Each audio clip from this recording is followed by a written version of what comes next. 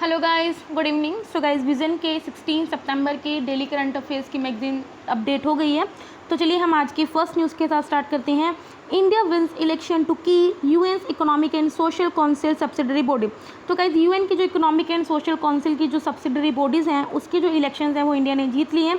तो गाइस, जो ये न्यूज़ है वो GS2 के अंडर आएगी, इंटरनेशनल रिलेशंस में। तो इंडिया ने क्या है अभी सीट जीती है कहाँ की, UN commission on status of women की। दूसरी सीट जीती है committee for programme and coordination की, and third seat committee on population and development. तो गाइस, जो तीनों का टेनर है वो 2021 में स्टार्ट होएगा।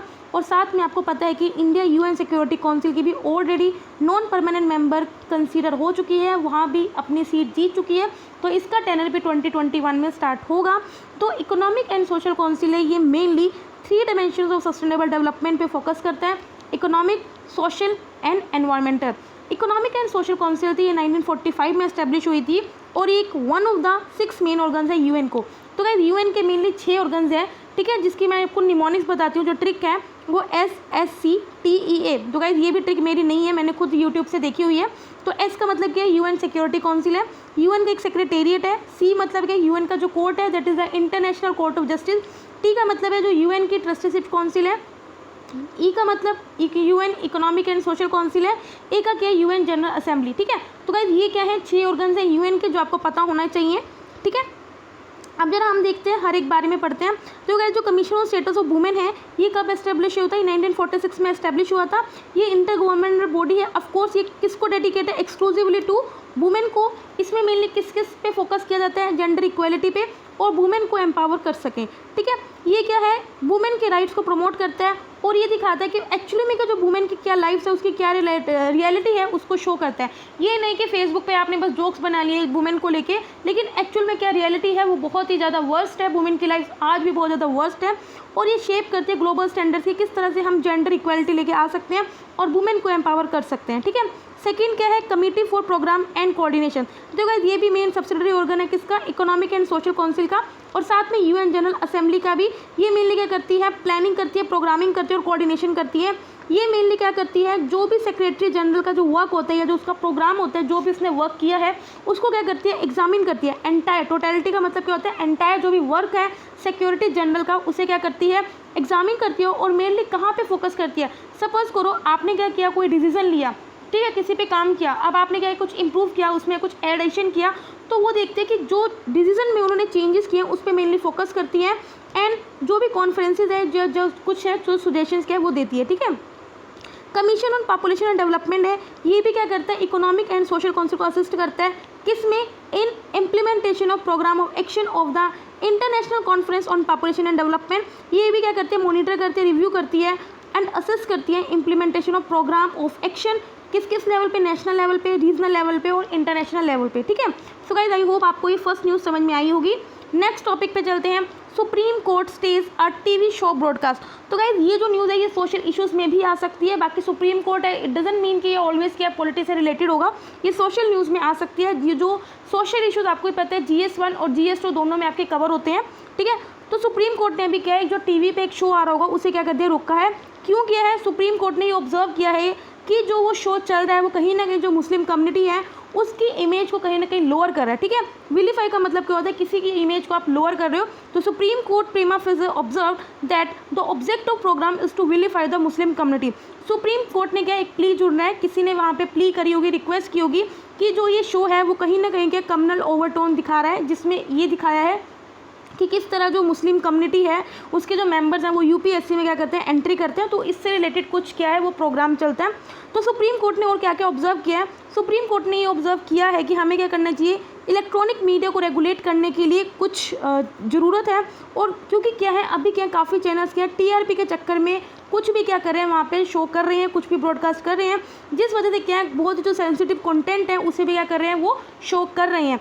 सुप्रीम कोर्ट ने क्लैरिफाई किया है कि हम किसी सेंसरशिप की बात नहीं कर रहे हैं, हम बस क्या कर रहे हैं कि एक तरह का कुछ सेल्फ रेगुलेशन होना चाहिए। इससे क्या होगा, एक ट्रांसपेरेंसी रहनी चाहिए कि कौन कौन ओनरशिप है, उसका share holding pattern, revenue flow, किस तरह से काम हो रहा है, उस हर मैटर में कौन चाहिए, ट्रांसपेरेंसी होना चाहिए। देखो, प्रेस फ्रीडम है, no doubt freedom of press है, लेकिन ये भी एब्सोल्यूट नहीं है, ठीक है।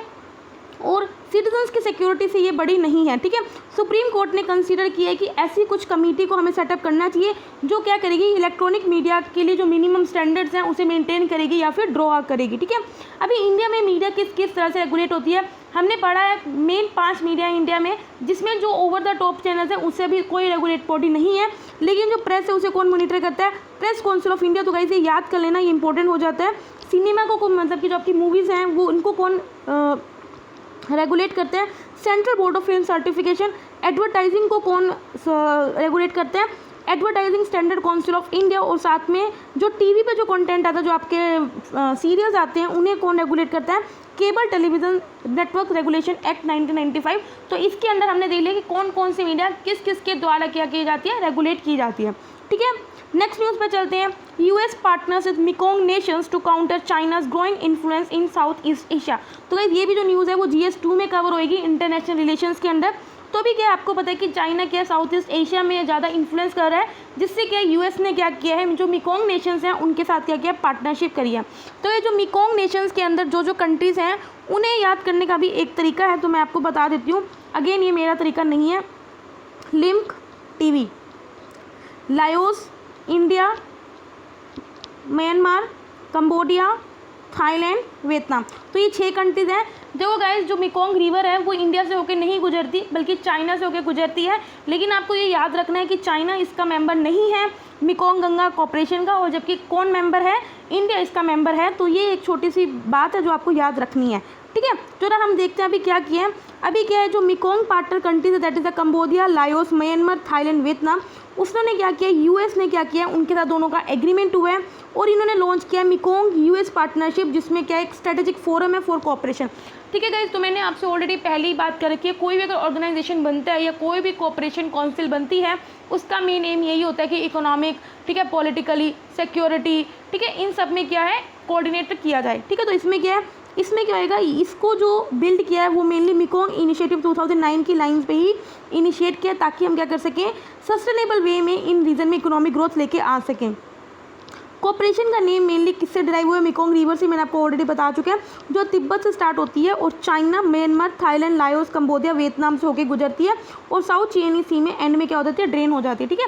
मैंने आपको पहले ही बताया कि इंडिया से होकर नहीं गुजरती, लेकिन फिर भी इंडिया इसका मेंबर है, और चाइना से होकर गुजरती है और चाइना इसका मेंबर नहीं है।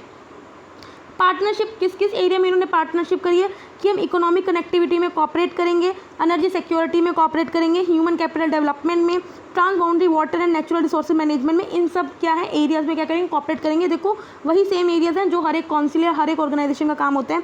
इसमें हम क्या करेंगे, रीजनल गवर्नेंस को भी स्ट्रेंथन करेंगे, ईस्ट वेस्ट ट्रांसपोर्टेशन कनेक्टिविटी को भी डेवलप करेंगे विद इंडिया एंड बांग्लादेश, और प्रमोट करेंगे वुमेन्स की इकोनॉमिक एम्पावरमेंट को, ठीक है। तो ये जहाँ वुमेन्स आ जाता है वो थोड़ी चीज़ इंपॉर्टेंट हो जाती है, ठीक है।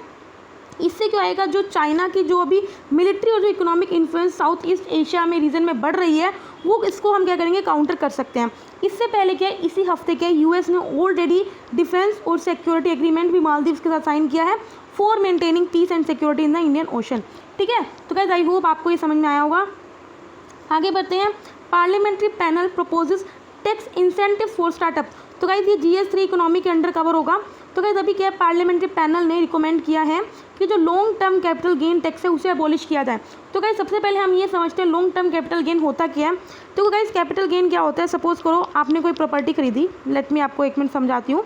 आपने कोई लैंड लिया, आज आपने 10 लाख में लिया था, अब क्या है 5-6 साल बाद इसकी वैल्यू 10 लाख की जगह कितनी होगी, 20 लाख होगी। तो आपको जो 10 लाख का जो प्रॉफिट हुआ है, आपके प्रॉफिट पे जो टैक्स लगता है उसी को हम क्या बोलते हैं, कैपिटल गेन टैक्स, ठीक है। तो अभी क्या किया है, जो स्टार्टअप कंपनीज होती हैं जो उनका प्रॉफिट होता है, अभी क्या करती हैं, अगर वो प्रॉफिट किसी गवर्नमेंट के काम में इन्वेस्ट करती हैं, ठीक है, तो उन्हें क्या करते हैं, उस पर टैक्स देना पड़ता है, ठीक है।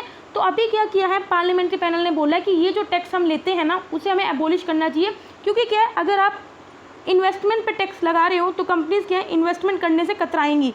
अगर हम ये टैक्स को एबॉलिश कर देंगे तो उससे क्या होएगा, मैक्सिमम ज़्यादा से ज़्यादा क्या है, लोग क्या करेंगे, उसमें इन्वेस्ट करेंगे, ठीक है। तो यही क्या है, इसका एम है।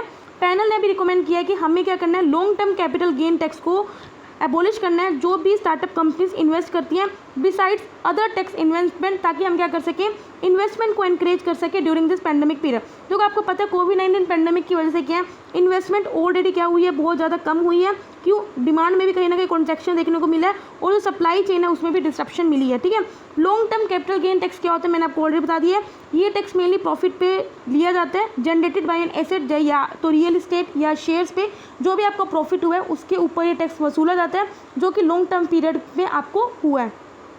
किसी भी एंटिटी को, किसी भी कंपनी को हम स्टार्टअप कैसे कंसीडर करते हैं, तो गाइस इसकी जो स्टार्टअप की डेफिनेशन है वो भी रिवाइज्ड हुई है। ठीक है, पहले वो प्राइवेट लिमिटेड कंपनी या कोई रजिस्टर्ड कंपनी, ठीक है, जिसके बाद लिमिटेड लायबिलिटी पार्टनरशिप हो इंडिया में। पहले क्या था, स्टार्टअप को हम कंसीडर करते थे जब वो कंपनी 7 साल पुरानी हो, लेकिन इसको रिवाइज करके क्या कर दिया था, 10 ईयर्स हो। टर्नओवर पहले 25 करोड़ था, अब टर्नओवर इसका बढ़ा के कितना कर दिया, जिसका एक साल में टर्नओवर 100 करोड़ से ज़्यादा ना हुआ हो। एक्टिविटी कैसी हो वहाँ की, ऑफकोर्स कोई इनोवेशन वर्क हो, डेवलपमेंट और इंप्रूवमेंट ऑफ प्रोडक्ट्स, ठीक है, scalability, job creation, wealth creation, in related से कोई एक्टिविटी उनका काम हो सकता है। अब क्या क्या टैक्स एग्जाम्पशन दिया स्टार्टअप को एलिजिबल है, वो full deduction on profits and gains from business. तो हमको बता ही दिया कि अगर उस कंपनी को, स्टार्टअप को कोई भी लॉन्ग टर्म मैंने गेन हो रहा है, प्रॉफिट हो रहा है, तो उस पर ये टैक्स नहीं लगेगा। और exemption from tax on long term capital gain, अगर वो लॉन्ग टर्म कैपिटल गेन को इन्वेस्ट करे किसी भी फंड में जो सेंट्रल गवर्नमेंट के द्वारा नोटिफाई किया गया है। तो गाइज आई होप आपको ये न्यूज़ भी समझ में आई होगी। नेक्स्ट बढ़ते हैं, telecom regulatory authority of India recommends self regulating body for cloud service providers. ठीक है, तो गाइज आज आपका होमवर्क यही है कि आप सब लोग मुझे कमेंट सेक्शन में बताओगे कि telecom regulatory authority of India किस तरह की बॉडी है, स्टैट्यूटरी बॉडी है या नहीं है, अगर है तो वो किस एक्ट के अंडर एस्टेब्लिश हुई है, और अगर स्टैट्यूटरी बॉडी नहीं है तो वो किस तरह का ऑर्गेनाइजेशन है। तो आप सब लोग क्या है मुझे कमेंट सेक्शन में बताओगे। ठीक है, तो सबसे पहले हम स्टार्ट करते हैं, क्लाउड सर्विस प्रोवाइडर्स क्या है। तो गाइज जो ये न्यूज़ है ये क्या है, GS 3 में आएगी। ठीक है, तो देखो क्लाउड सर्विस प्रोवाइडर्स कंपनीज कौन सी होती हैं, जो आपको नेटवर्क सर्विसेज प्रोवाइड करती हैं, इंफ्रास्ट्रक्चर प्रोवाइड करती हैं, बिजनेस एप्लीकेशन प्रोवाइड करती हैं क्लाउड में। तो गाइस क्या अभी आपका कुछ डाटा होता है वो आपका करते हो, जैसे गूगल क्लाउड में स्टोर कर दिया, ठीक है, MI क्लाउड में स्टोर कर दिया, मतलब कि आप क्या करते हो उसमें नेटवर्क इंटरनेट के थ्रू क्या करते हो उसमें उसको यूज़ करते हो। ठीक है, तो यही होता है cloud services, mainly data centre होता है जिसको कंपनीज असेस कर सकती हैं या इंडिविजुअल असेस कर सकती हैं बाय यूजिंग नेटवर्क कनेक्टिविटी। ठीक है, तो note the word network connectivity से इंडिया में अभी कौन कौन सी मल्टीपल क्लाउड हैं, जैसे अमेजॉन वेब सर्विसेज हैं, गूगल क्लाउड है, माइक्रोसॉफ्ट एज़्योर है, तो इस तरह के कुछ क्लाउड है। तो अभी क्या किया, जो telecom regulatory authority of India है वो कह रही है कि कुछ इस तरह की एक सेल्फ रेगुलेटरी बॉडी होनी चाहिए जो इन सबको क्लाउड सर्विस प्रोवाइडर्स को क्या कर सके, मॉनिटर कर सके। ठीक है, तो TRI ने भी सजेस्ट किया है कि एक सेल्फ गवर्निंग बॉडी होनी चाहिए इनके लिए, क्लाउड सर्विस प्रोवाइडर्स के लिए, जो क्या करेगी, इन सबको ऑडिट करेगी, मॉनिटर करेगी, क्या कोड ऑफ कंडक्ट इन्हें यूज़ करना चाहिए, और डिटरमिन करेगी किस तरह की वो ट्रांसपेरेंसी रिक्वायरमेंट्स है, मतलब कि जो हमें चाहिए कि हाँ यार आप ये जो अगर काम कर रहे हो तो ट्रांसपेरेंट मैनर में करोगे, क्या क्या रिक्वायरमेंट है उसे डिटरमाइन कर सके। ठीक है, इससे हम नीड ऐसी क्यों है, क्योंकि एक तो क्या है आपको पता है आजकल जो डाटा है, data is the new oil, ताकि जो डाटा है उसको एक्सप्लोजन ना हो सके। अभी कुछ कंपनीज ऐसी भी हैं, कुछ फर्म्स ऐसी भी हैं जो स्टैंड ऑन लोन डाटा को क्या करती हैं, तो इस वजह से technology companies and telecom service provider. तो अभी की रिकमेंडेशन क्या किया है TRAI ने, उसने रिकमेंड किया है कि हमें कुछ ऐसा फ्रेमवर्क बनाना चाहिए, ऐसा रेगुलेटरी फ्रेमवर्क बनाना चाहिए 3 स्टेप में। पहली बात हम क्या करेंगे, कोई भी हम सेल्फ रेगुलेटरी बॉडी बनाएंगे तो वहाँ पे क्या करेंगे, जो भी क्लाउड सर्विस प्रोवाइडर्स हैं उन्हें एनरोल करेंगे। फिर हम एक और एडहॉक बॉडी बनाएंगे जो क्या करेंगी, रूल्स क्या होंगे, ऑर्गेनाइजेशन स्ट्रक्चर क्या होगा, इलेक्शन प्रोसीजर क्या होगा, उन सबको क्या करेगी, फ्रेम करेगी। एक हम क्या करेंगे, जो वहाँ पे ऑफकोर्स अब कोई बॉडी बनाओगे तो वहाँ पे ये तो है नहीं कि सिर्फ ऑफिस बना दोगे, वहाँ पे आप किसी को अपॉइंट भी करोगे, तो जो भी वहाँ पे ऑफिस बियरर्स होंगे उनका इलेक्शन होगा जो इस फंक्शनिंग को कैरी आउट करेंगे। ठीक है, जो टेलीकॉम सर्विस प्रोवाइडर्स हैं should not be allowed to share infrastructure and platforms related to telegraph with the CSP who is not a member of industry body. ठीक है, तो गाइस आई होप समझ में आई होगी। चलिए अब छोटी छोटी न्यूज़ पे, Israel, UAE and Bahrain sign Abraham accord. तो गाइस अभी हमने कुछ दिन पहले पढ़ा था कि किस तरह UAE और इजराइल में एक एग्रीमेंट हुआ था, जिससे जो UAE है वो पहली गल्फ कंट्री बन गई है जिसने इजराइल के साथ क्या किया था, एग्रीमेंट किया था। तो अभी क्या है, इजराइल, UAE और बहरीन तीनों ने क्या किया है, अब्राहम अकॉर्ड को साइन किया है। देखो एग्रीमेंट के अकॉर्डिंग क्या है, जो UAE और बहरान है वो क्या करेंगे, एम्बेसीज को एस्टेब्लिश करेंगे इजराइल में, और एम्बेसडर्स को भी एक्सचेंज करेंगे, कोऑपरेट करेंगे और इकट्ठे काम करेंगे इजराइल के साथ किस किस सेक्टर में, टूरिज्म सेक्टर में, ट्रेड में, हेल्थ केयर में, सिक्योरिटी में।